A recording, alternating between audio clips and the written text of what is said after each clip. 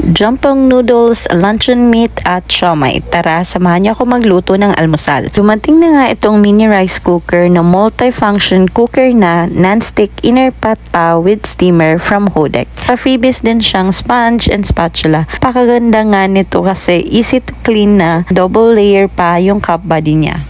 Mabilis lang din siyang uminit. Ayan, i-press mo lang yun para mag-on and then lagyan ko na ng mantika.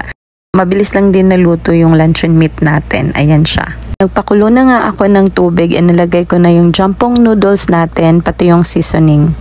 Napaka-convenient niya talagang gamitin kasi ang bilis lang niyang uminit and naka-automatic turn off na din siya pag na-reach na niya yung highest temperature.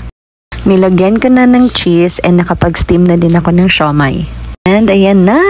Tara, kain na tayo! Nakakatakam!